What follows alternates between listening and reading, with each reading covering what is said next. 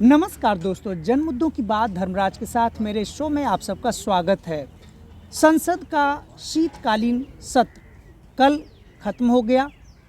भारत के इतिहास में कम ऐसे मौके हैं जब संसद का कोई भी सत्र चला और उसमें जनता के मुद्दों पर कोई बात ही नहीं हो सकी।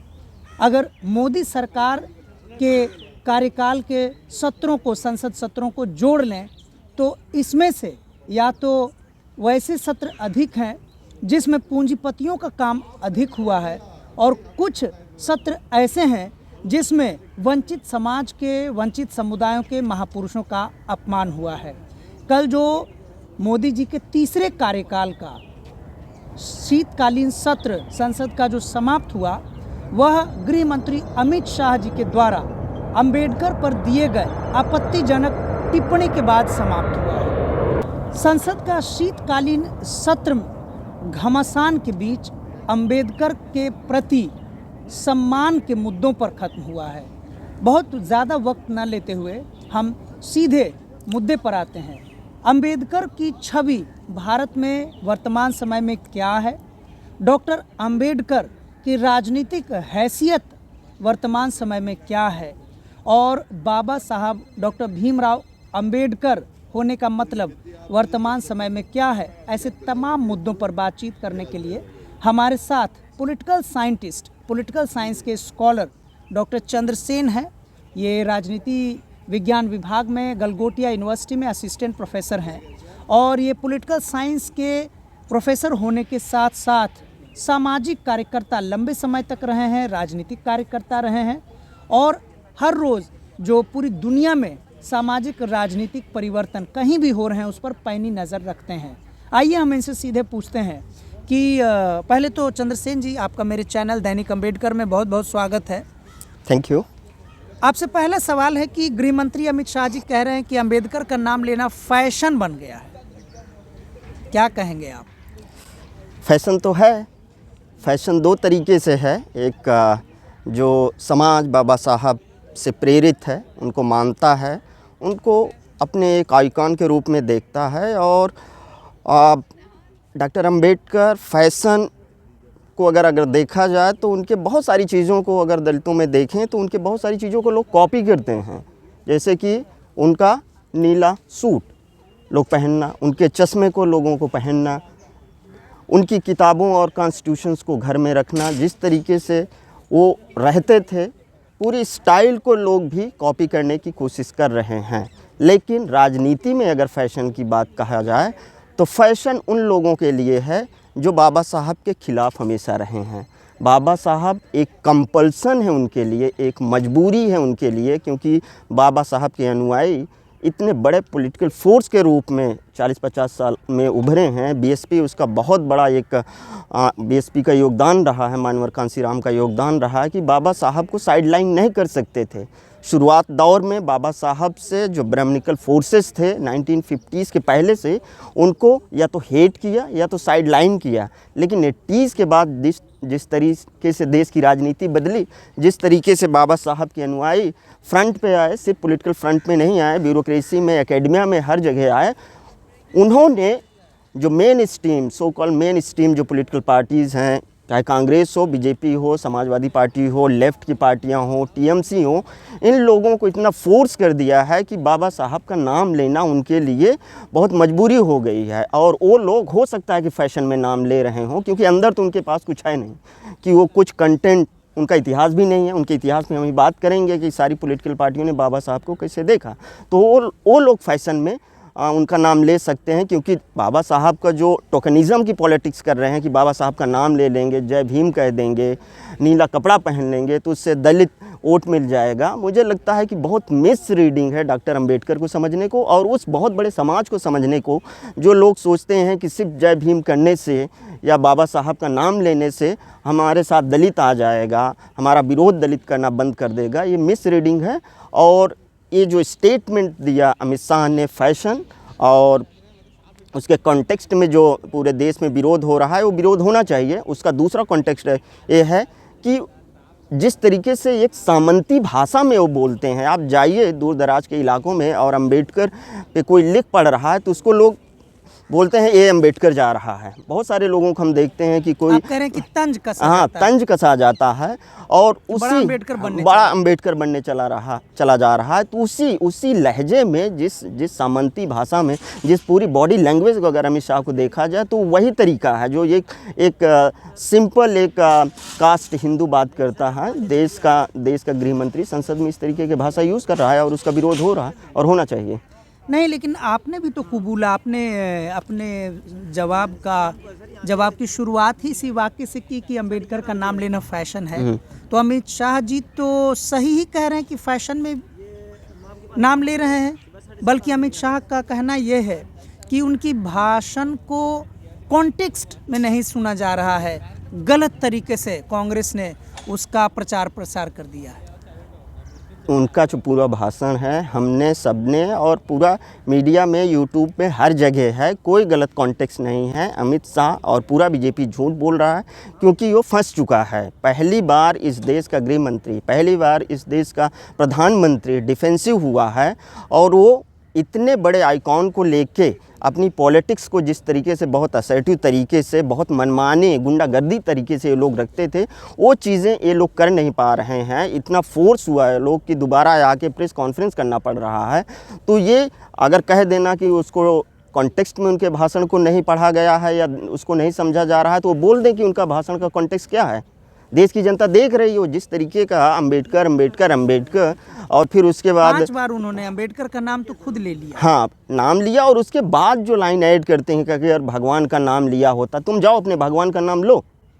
लेकिन जो इस देश का दलित है, ओबीसी है, बैकवर्ड है, उनके लिए तो अम्बेडकर एक भगवान, एक डेमोक्रेटिक भगवान, जो हिंदुओं का भगवान है, नॉन डेमोक्रेटिक भगवान है और फ्यूडल भगवान है, पैट्रियार्कल भगवान है। हमने देखा है सबको कि वीमेन के साथ ट्रीटमेंट, हाँ, उनका भगवान वीमेन के साथ कैसा ट्रीटमेंट करता है। इनके पूरे मिथक उठा के देखिए। डॉक्टर अम्बेडकर तो वीमेन को राइट दे रहे हैं। डॉक्टर अम्बेडकर मनुस्मृति का जो भगवान लिखने वाला, इनका मनुस्मृति लिखने वाला भगवान है, उसके उल्टा वो तो सब जो दलित हैं, जो पिछड़े हैं, जो महिलाएं हैं, उनको कोई राइट नहीं दिया गया, उनको इंसान नहीं समझा गया। तो उनको तो ला के वो मेन स्ट्रीम का पार्ट बना रहे हैं। तो अगर वो भगवान से तुलना करें तो अपने भगवानों से अपने नेताओं की तुलना कर लें। डॉक्टर अम्बेडकर को किसी भगवान से तुलना करने की ज़रूरत नहीं है और डॉक्टर अम्बेडकर को जो भी भगवान से तुलना कर रहा है, मुझे लगता है उनकी बेसिक फ़िलॉसफी जो बुद्धिज़्म है और बुद्धा को जिस तरीके से उन्होंने अपनाया है, उसको भी अंडरस्टैंडिंग नहीं है उनकी।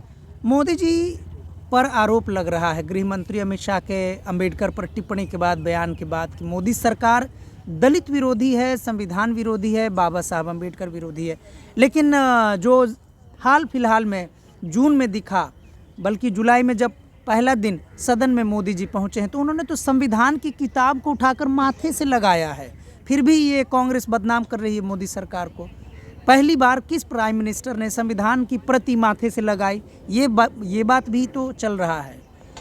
देखिए, इस देश में जब किसी को राइट नहीं देना होता है तो इस देश के हिंदुओं ने बहुत सारी स्ट्रेटजी अपनाई है। महिलाओं को राइट नहीं दिया प्रॉपर्टी को, तो उसको लक्ष्मी बना दिया। महिलाओं को पढ़ने का अधिकार नहीं दिया तो गॉडेस ऑफ एजुकेशन, सरस्वती बना दिया। जिस तरीके से अंबेडकर को ये लोग एक अवतार के रूप में लाने की कोशिश कर रहे हैं, ताकि जो क्रिटिकल एक एस्पेक्ट दलित समाज में पैदा हुआ है, आलोचना करने का, सवाल खड़ा करने का, वो जो एक अप्रोच दलित समाज में पैदा हुआ और उस अप्रोच को ख़त्म करने का एक क्रिटिकल माइंडसेट जो पैदा हुआ है, उसको ख़त्म करने का भी एक तरीका है। दूसरा मैं कहता हूँ कि इन लोगों ने टोकन के रूप में, दिखावे के रूप में संविधान को माथे पे रख रहे हैं, लेकिन इनके कामों को अगर देखा जाए तो धुर संविधान विरोधी ये लोग रहे हैं। संविधान पे अटैक करने का इनका काम है। तो एक तरफ माथे पे लगाना, फिर उसको एग्जैक्टली अगर माथे पे लगा रहे हो तो उसको इम्प्लीमेंट भी आपको करना है। आपने संविधान के कौन से प्रोविजंस को फॉलो किया या इम्प्लीमेंट किया, तो दो चीज़ें आप दिखाने की कोशिश कर रहे हो, जो मुझे लगता है ब्राह्मणिकल ट्रेडिशन है कि सर पे बैठा लेना, माथे पे बैठा लेना, उसको गॉड या गॉडेसेस का रूप दे देना, लेकिन उसको कोई भी इकोनॉमिक, पॉलिटिकल, एजुकेशनल राइट न देना। So this is a tradition of Brahminism जो मोदी जी कर रहे हैं। ये ट्रेडिशन दलित अम्बेडकराइट या फूले की विचारधारा का नहीं है। ये सबसे पहले बोलते हैं कि इनको इकोनॉमिक राइट दीजिए, इनको लैंड का राइट दीजिए, इनको आर्म्स रखने का राइट दीजिए। बीएसपी की पूरी पॉलिटिक्स है जो बोलती है कि हम अपने लीडर्स को फ्रंट पे लाएंगे, लेकिन जो समाज है जिनके लिए हमारे लीडर्स काम करते थे, जो लिखा है उन्होंने, वो लिखी हुई चीज़ को हम इम्प्लीमेंट करेंगे। और उन्होंने इम्प्लीमेंट किया। जब उनका टेन्योर रहा है, जहाँ जहाँ रहा है, जितना भी कर सके वो किए हैं। प्रधानमंत्री नरेंद्र मोदी का दावा है कि 70 साल की भारत की आज़ादी, 70-75 साल के शासन में कोई भी ऐसी सरकार नहीं आई जिन्होंने संविधान दिवस की घोषणा की। इस पर आप क्या कहें? संविधान दिवस की, जिस दिन ये संविधान दिवस की घोषणा किए थे, मैं अपने दोस्तों के और फ्रेंड सर्किल में हम लोग बात कर रहे थे कि संविधान पे अगर बीजेपी डिबेट करने जा रही है तो ये इनके लिए नासूर एक दिन बन जाएगा। क्योंकि अगर बीजेपी और आरएसएस का इतिहास देखें तो ये संविधान विरोधी रहे थे। 1950 में जब भारत का संविधान बन रहा था तो आरएसएस के संचालक लोग बोल रहे थे कि भारतीय समाज के माइंडसेट से भारतीय संविधान मैच नहीं करता है। उसके बाद जब हिंदू कोड बिल लेके आ रहे थे तो उस समय डॉक्टर अंबेडकर, नेहरू और संविधान का ये लोग पुतला जला रहे थे, उसकी प्रतियां कॉन्स्टिट्यूशन की जला रहे थे। उसके बाद 2004 में जिस तरीके से संविधान को लेके 14 में ये लोग आए और 14 के बाद 16 के बाद संविधान दिवस मनाना इन्होंने शुरू किया, तो संविधान मनाने का वही मैं बार बार कहता हूँ कि ये टोकनिज़म, एक आइडेंटिटी को इन्वोक करने की कोशिश कर रहे हैं ताकि एक समाज का वोट उन्हें मिल सके। लेकिन बात उसके आगे निकल चुकी है। ये हो सकता है कि 1970 में, 80 में, 90 में आप संविधान दिवस मनाते, जय भीम बोलते, नीला कपड़ा पहन के निकलते, तो हो सकता है कि एक इमोशनल अपील रहती। लेकिन दलित इस देश का रूलर हो चुका है। इस देश का मीडिया में, एकेडमिया में वो लोग लिख पढ़ रहा है। अब उसको अगर भावनात्मक रूप से दोहन किया जाए, इमोशनली अंबेडकर को यूज़ किया जाए, मिस यूज़ किया जाए, ये अब नहीं चलने वाला है। तो आप संविधान दिवस मनाइए, लेकिन मनुस्मृति लागू करने के प्लान कर रहे हैं। आप बोलते हैं कि संविधान को हम माथे पे लगाएंगे, लेकिन हिंदू राष्ट्र हम इस्टेब्लिश करेंगे। तो ये दो विरोधाभासी जो चीज़ें चल रही है, ये मुझे लगता है इस देश का जो बहुसंख्यक वर्ग है समझता है। और ये लोग कितना भी संविधान दिवस मना लें, संविधान के मूल्यों पर ये लोग खरा नहीं उतर पा रहे हैं। भाजपा का दावा है कि भाजपा के समर्थन वाली सरकार में बाबा साहब भीमराव जी को भारत रत्न दिया गया, उसके पहले की किसी सरकार ने तो भारत रत्न बाबा साहब को नहीं दिया। उस भाजपा पर अंबेडकर विरोधी होने का, दलित विरोधी होने का आरोप कितना सही है? भाजपा की सरकार के समर्थन, देखिए 1990 की बात कर रहे हैं। 1992 में जब सरकारें आती हैं तो 90 के बाद की अगर राजनीति देखिए तो एक पार्टी जो one dominant party system Congress का था वो डिक्लाइन करता है, और 90 के बाद का जो पार्टी सिस्टम हमारे देश में आता है, अलायंस की, गठबंधन की सरकार आनी शुरू हो जाती है। और 90 तक, 1984 में बहुजन समाज पार्टी की स्थापना हो चुकी है। मान्यवर कांसीराम पूरे देश में घूम कर सिर्फ अंबेडकर, बाबा साहब अंबेडकर ने जितने भी दलित बहुजन आइकॉन थे उनको इस्टेब्लिश कर चुके थे। उनका मूवमेंट, उनका असर्शन इतना पावरफुल हो चुका था कि कांग्रेस तो डैमेज हो ही चुकी थी, लेकिन दूसरी जो पॉलिटिकल पार्टीज़ थे उनके लिए बहुत बड़ा खतरा बन चुका था। So that was a compulsion of BJP and other allied party who has given Bharat Ratna to Dr. Ambedkar. It was not their conscious effort, it was not there in their mind that they will give the Bharat Ratna to Dr. Ambedkar. जब तक इस देश में दलित बहुजन political parties और उसका शासन शुरू नहीं हुआ, डॉक्टर अंबेडकर हमेशा हाशिए पे रहे। उनको पढ़ना, लिखना, उनके बारे में बात करना एक शर्म की बात इन लोगों को लगता था। लेकिन 80 के दौर के बाद आप देखिए, 90 का जो दौर है, 90 में Samajwadi party, RJD, Bahujan Samaj party, ये क्षेत्रीय पार्टियों को उभार का दौर है। और उस समय सिंगल मेजॉरिटी पार्टी की सरकार होना असंभव हो गया था। कांग्रेस डिक्लाइन हो चुका था, कांग्रेस का पार्टी सिस्टम ख़त्म हो चुका था। और उस दौर में जो भी पार्टी आती वो भारत रत्न बाबा साहब को क्या, दूसरे लीडर्स को भी देने की उनकी मजबूरी हो गई थी, और उसी कंपल्सन में ये लोग सारा काम कर रहे थे। विपक्ष नीला हो गया है, संसद का रंग नीला हो गया है। 2 दिन ऐसे विरोध प्रदर्शन हुए हैं कि विपक्ष, ऐसा लग रहा है कि विपक्ष में जो दल हैं, राजनीतिक दल हैं, कांग्रेस के नेतृत्व में, कांग्रेस के छत्र छाया में जो बाकी जो राज्यों के दल हैं, राजनीतिक दल हैं, नीला पहनकर अंबेडकर के राह पर चल चुके हैं। राहुल गांधी, देश के विपक्ष के नेता, कह रहे हैं आई एम अम्बेडकर। प्रियंका गांधी, गांधी परिवार की इंदिरा गांधी 2 बनने का जो संघर्ष कर रही हैं, वो कह रही हैं आई एम अम्बेडकर। तो ये तो इसके पहले जो भाजपाइयों का आरोप है, मोदी जी का आरोप है इसके पहले तो विपक्ष में जो दल है उनको बाबा साहब अम्बेडकर तो याद आए नहीं थे। देखिए, ये बहुत इंटरेस्टिंग है। ये इंटरेस्टिंग 90s में जब, जैसे मैं कह रहा था कि कंपल्सन था, अभी 2000 के बाद का जो सिनेरियो बदला हुआ है, रोहित वेमुला के बाद जो मूवमेंट हुए हैं, 2018 में जो SC/ST का एट्रोसिटीज़ एक्ट था, अप्रैल का मूवमेंट था, 2 अप्रैल का मूवमेंट, ये अलग ही तस्वीर दलित राजनीति, दलित असर्शन या बहुजन राजनीति का दौर है। और डॉक्टर अंबेडकर जब जिंदा थे तब वो बोलते थे कि 21st सेंचुरी जो है वो हमारी सेंचुरी होगी। और नीला बनने का ये मैं बोलता हूँ कि फिर एक तरीके का टोकन है, एक टोकनिज़म है। क्योंकि अगर इतिहास हम कांग्रेस का देखें, भाजपा तो क्रिटिक कर रही है, कांग्रेस का इतिहास देखें, समाजवादी पार्टी का इतिहास देखें, तो ये इतिहास में अगर जाएंगे तो डॉक्टर अंबेडकर या दलित बहुजन समाज के खिलाफ इन्होंने काम किया है। इसको एक्सेप्ट करना चाहिए और ईमानदारी से समाजवादी पार्टी को भी करना चाहिए, कांग्रेसियों को भी करना चाहिए। सिर्फ नीली टी शर्ट पहन के, नीला झंडा लेके अगर आप जाना चाहते हैं वहाँ कि दलित वोट ले लेंगे या दलित बहुजन पॉलिटिक्स जो हो रही है उसको अप्रोप्रिएट कर लेंगे, उसको ख़त्म कर देंगे, तो ये इस देश का समाज को, अगर आपका नज़रिया, मैं बोल रहा हूँ बार बार कि 90, 70, 80, 90 वाला नज़रिया आपने अभी भी बना के रखा है कि एक्चुअल में आप कोई काम नहीं करेंगे, आप कपड़ा पहन लेंगे, आप गमछा डाल लेंगे नीला, और उससे दलित समाज बीजेपी से दूर चला जाएगा, समाजवादी पार्टी के खेमे में आ जाएगा या कांग्रेस के खेमे में आ जाएगा, वो होना नहीं है। क्योंकि आपको एजेंडे पे बात करना पड़ेगा, दलित एजेंडे पे आपको बात करना पड़ेगा। अंबेडकर को इमोशनली यूज़ करने के बजाय आपको बार बार बोलना पड़ेगा।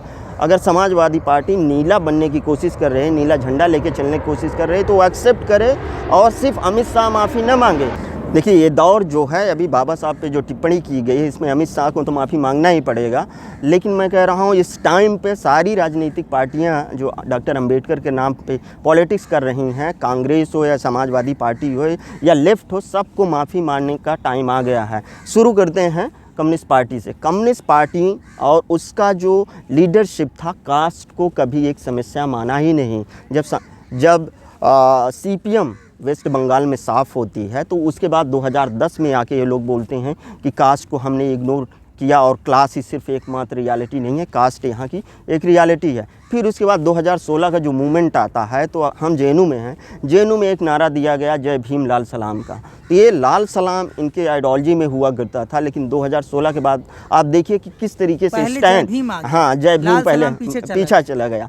आप अगर समाजवादी पार्टी का नाम लीजिए, और समाजवादी पार्टी में अभी जो 2024 का इलेक्शन हुआ उसमें दलितों ने वोट किया उन्हें पहली बार, और उनके इतने ज़्यादा सांसद जीत के आए। लेकिन अगर समाजवादी पार्टी के इतिहास को देखा जाए, मुलायम सिंह जिस समय रूल कर रहे थे तो 8 ज़िले जो बहुजन समाज के नेताओं के नाम पे थे उनको बदल दिया समाजवादी पार्टी ने। वही मुलायम सिंह यादव बोलते थे, जो जितने भी दलित आइकॉन हैं, दलित बहुजन आइकॉन हैं, जिनका पार्क बनाया था बहन जी ने, पहली बार दलित आइकॉन फ्रंट पे आए, उनको बोले हम बुलडोजर चला देंगे। तो ये समाजवादी पार्टी, अखिलेश यादव अगर बहुत ईमानदार हैं तो उनको भी माफ़ी मांगने का टाइम है।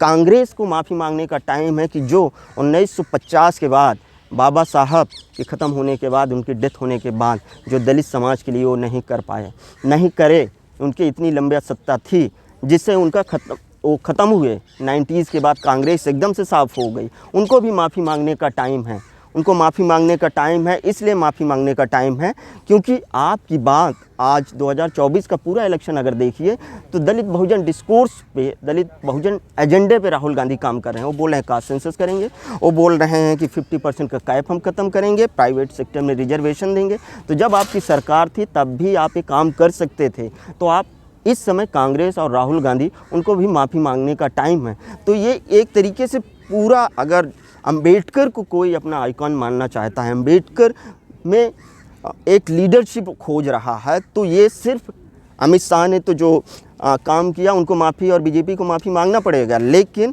कांग्रेस, समाजवादी पार्टी, लेफ्ट, इनको भी अपनी पॉलिटिक्स को रीथिंक करने का टाइम है। अपनी राजनीतिक विरासत में जो जो गलतियां की हैं इनको भी माफ़ी मांगने का समय है। और ईमानदारी से आने वाले दिनों में अगर राजनीति करेंगे तो हो सकता है कि जो ये समाज का पिछड़ा हुआ समाज है, दलित समाज है, इनको माफ़ कर सके। आप कह रहे हैं कि 21वीं सदी बाबा साहब अम्बेडकर का होगा। डॉक्टर बाबा साहब भीमराव अंबेडकर जी को केंद्र में रखकर राजनीति करने वाली पार्टी देश में राष्ट्रीय पार्टी है बहुजन समाज पार्टी, बसपा। हाशिए पर क्यों है? देखिए, हाशिए पे 2007 में जब उनकी सरकार आई और 2007 के बाद 2012 तक उन्होंने काम किया, उसके बाद उस पार्टी का ह्रास होना शुरू हो गया। उसके बहुत सारे कारण हैं, उसका डिबेट हम कर सकते हैं। और जिस तरीके से बहन जी भी इनएक्टिव रही हैं 2012 के बाद और आप मानते हैं कि मैं बहन मानता जी हूँ इनएक्टिव, हाँ, इनएक्टिव रही, सक्रिय नहीं है। तो कोई तो कारण होगा। राजनेता जो उत्तर प्रदेश जैसे बड़े राज्य की 4 बार मुख्यमंत्री रह चुके हैं, अगर वो सक्रिय हैं उसमें भी राजनीति है, सक्रिय नहीं है उसमें और बड़ी राजनीति है। तो यह कहना कि बहन जी राजनीति में सक्रिय नहीं है, सही होगा? नहीं, बहन जी राजनीति में सक्रिय नहीं हैं पिछले 8-10 सालों में अगर देखा जाए, क्योंकि बहुजन समाज पार्टी का जो इतिहास है उसी परिप्रेक्ष्य में हमें देखना चाहिए। और कंपैरेटिव स्टडी हमें बहुजन समाज पार्टी के 2007 के पहले के दौर को और 2012 के बाद के दौर को ही हमें कंपेयर करना चाहिए। बहुजन समाज पार्टी का जो सक्रियता हुआ करती थी कि देश का कोई भी मुद्दा होगा उसमें वो अपने कार्यकर्ताओं को बोलते थे कि जिला कलेक्ट्रेट से लेकर विधानसभा से लेकर दिल्ली की संसद तक का घेराव करना है, उसमें आंदोलित होना है, समाज के बीच में जाना है। एक उनका मोडस ऑपरेंडी ये हुआ करता था। दूसरा मोडस ऑपरेंडी हुआ करता था कि दलित और बहुजन समाज जो पार्टी है उसके अपने बहुत सारे पत्र हुआ करते थे, न्यूज़पेपर और मैगज़ीन और पत्र पत्रिकाएं हुआ करती थे जिसमें वो लेख आलेख आया करते थे, जिसमें वो अपने लोगों को एजुकेट करते रहते थे। वो चीज़ें ख़त्म हुई हैं।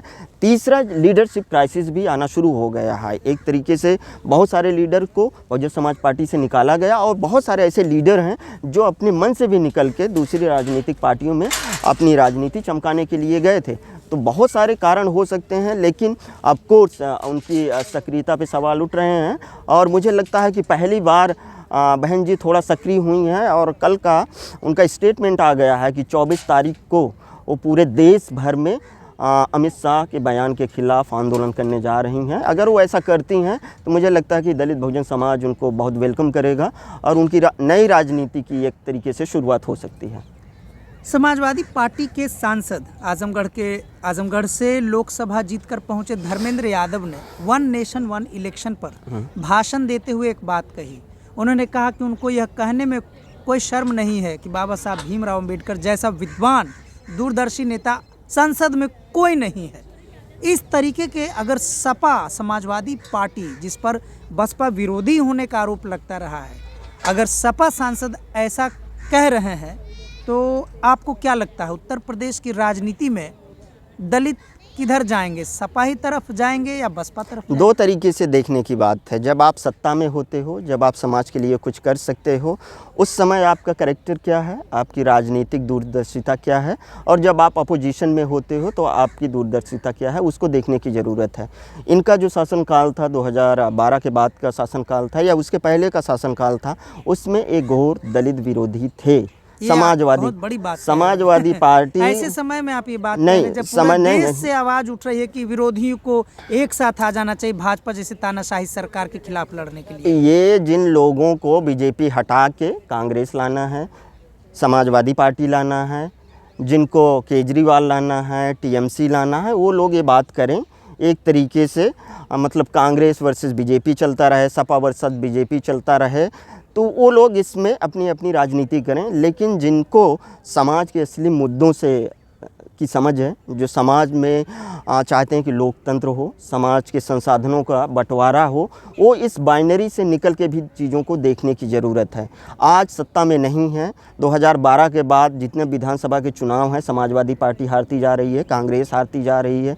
सत्ता में आने का एक बेचैनी जो उनको है, तो आज ये अम्बेडकराइट बन रहे हैं, आज ये नीला झंडा नीली टी शर्ट पहन के घूम रहे हैं। लेकिन अगर इनके इतिहास को ख़त्म कर दिया जाए, इनके इतिहास को भूल जाया जाए, मुझे लगता है कि फिर वो राजनीति को समझने का फिर दूसरा ही तरीका हो जाएगा। आप सत्ता में थे, उसका मूल्यांकन होगा और उस मूल्यांकन के आधार पे इस देश का जो मजलूम है, इस देश का जो दलित बैकवर्ड समाज है, वो आपको तय करेगा कि आने वाले समय में आप क्या करेंगे।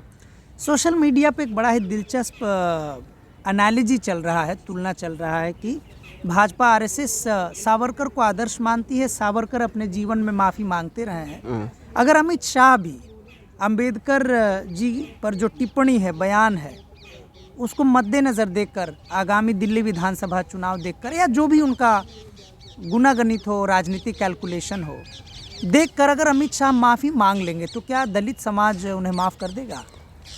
देखिए, मामला सिर्फ माफ़ी मांगने का नहीं है। कल दिल्ली में दिल्ली सुप्रीम कोर्ट के बहुत सारे लॉयर्स थाने में गए हैं देश के गृह मंत्री के खिलाफ एफआईआर लिखाने। तो सिर्फ ये मानहानि का मामला या इंसल्ट करने का मामला नहीं है, ये क्रिमिनल मामला बनता चला जा रहा है।